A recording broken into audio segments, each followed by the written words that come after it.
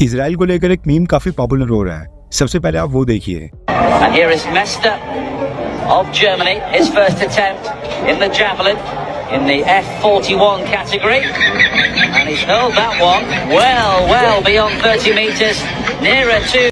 ये मीम उन मुस्लिम देशों की सच्चाई है जो इसराइल के ऊपर जीत हासिल करने का सपना देख रहे हैं। पिछले कल देर शाम को ईरान ने इसराइल के ऊपर जो 300-400 बैलिस्टिक मिसाइल्स फायर की थी, इनमें से कई सारी बैलिस्टिक मिसाइल्स इसराइल की सीमा के अंदर जाकर गिरी थी। उसके बाद से कम्युनिटी के लोग सोशल मीडिया के ऊपर ये दावा करने लगे कि ईरान ने कुछ ही घंटों के अंदर इसराइल को हरा दिया है और जो इसराइल का आयरन डोम डिफेंस सिस्टम है वो भी फेल हो गया है। लेकिन सच्चाई ये है कि ईरान की काफी सारी बैलिस्टिक मिसाइल्स इसराइल की सीमा के अंदर जाकर तो गिरी थी, लेकिन इस हमले में एक भी इजरायली नागरिक की ना ही जान गई है, ना ही कोई घायल हुआ है और ना ही किसी बिल्डिंग या क्रिटिकल इंफ्रास्ट्रक्चर को कोई नुकसान पहुंचा है। सोशल मीडिया के ऊपर इसराइल के एयरबेसिस और F-35 फाइटर जेट्स को नुकसान पहुंचने के दावे किए जा रहे हैं, लेकिन अभी तक इसका भी कोई सबूत नहीं मिला है। वीडियोस में ये तो पता चल गया है कि काफी सारी मिसाइल्स इसराइल की सीमा के अंदर जाकर गिरी थी और इसे नकारा नहीं जा सकता है। अब कोई भी मिसाइल डिफेंस सिस्टम होता है वो 100% एक्यूरेट कभी नहीं होता है, लेकिन 90% की एक्यूरेसी के बाद भी जो मिसाइल्स इसराइल की सीमा के अंदर जाकर गिरी हैं उनसे भी इसराइल के अंदर कोई भी कैजुअलिटी नहीं हुई है। अब ये प्योरली लक तो नहीं हो सकता है 300-400 मिसाइल्स फायर की गई हूँ और उनमें से एक भी मिसाइल किसी इजरायली को हिट ना करे। इसका कोई ना कोई कारण तो होना ही था। ऐसे में जब हमने इसके ऊपर रिसर्च की तो हमें पता चला कि टेक्निकली इसराइल के आयरन डोम डिफेंस सिस्टम ने ही खुद ही ईरान की कुछ बैलिस्टिक मिसाइल्स को इसराइल की सीमा के अंदर एंटर होने दिया। दरअसल इसराइल का जो आयरन डोम डिफेंस सिस्टम है उसकी एक मिसाइल की कॉस्ट होती है 40,000 से लेकर 50,000 US डॉलर्स, यानी कि भारत की करेंसी में एक इंटरसेप्टर मिसाइल की कीमत 33 लाख से लेकर 41 लाख रुपए के आसपास होती है।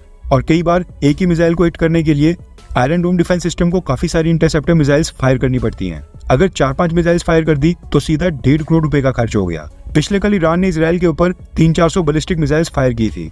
इतनी सारी बैलिस्टिक मिसाइल्स को न्यूट्रलाइज करने के लिए आयरन डोम डिफेंस सिस्टम को तो फिर हजारों मिसाइल्स फायर करनी पड़ती। उस केस में इसराइल की मिसाइल्स का खर्चा एक ही दिन में 200-300 करोड़ तक पहुंच जाता। इसलिए आयरन डोम डिफेंस सिस्टम को डिजाइन और डेवलप इसी तरह से किया गया है कि वो हर एक मिसाइल को टारगेट नहीं करता है। जब भी कोई मिसाइल इसराइल की तरफ आ रही होती है तो आयरन डोम डिफेंस सिस्टम के रडार्स उस मिसाइल को डिटेक्ट करके उसको ट्रैक करते हैं। उस मिसाइल की ट्रेजेक्ट्री देखी जाती है, यानी कि वो कौन सी दिशा में जा रही है, और ग्राउंड के ऊपर उसका इम्पैक्ट पॉइंट क्या होगा, यानी कि ग्राउंड के ऊपर वो कहां पर जाकर गिरेगी। और यहीं पर रोल आता है सिलेक्टिव इंटरसेप्शन का। अगर मिसाइल का इम्पैक्ट पॉइंट कोई मिलिट्री बेस, हॉस्पिटल, एयरपोर्ट या रेलवे स्टेशन या फिर लोगों के घर, पार्क या फिर कोई हेवीली पॉपुलेटेड एरिया हो जहां पर काफी सारे लोग रहते हो, तो फिर आयरन डोम डिफेंस सिस्टम इंटरसेप्टर मिसाइल को फायर करके उस मिसाइल को मार गिराता है। लेकिन एट द सेम टाइम अगर इम्पैक्ट पॉइंट कोई ओपन एरिया हो, ओपन फील्ड जैसे कि कोई खेत वगैरह हो या फिर कोई सुनसान इलाका हो जहां पर कोई नहीं रहता हो, तो फिर आयरन डोम डिफेंस सिस्टम उस मिसाइल को हिट नहीं करता है, उस मिसाइल को गिरने देता है और उसकी जगह उस मिसाइल को हिट करता है, प्रायोरिटाइज करता है जिससे ज्यादा नुकसान हो। इससे एक तो इंटरसेप्टर मिसाइल्स की बचत होती है ताकि जब एक साथ कई सारे हमले हों तो उन मिसाइल्स को प्रायोरिटी दी जाए जिनसे मेजर लॉस होगा। दूसरा कारण है कि इससे पैसों की भी काफी वेस्टेज नहीं होती है।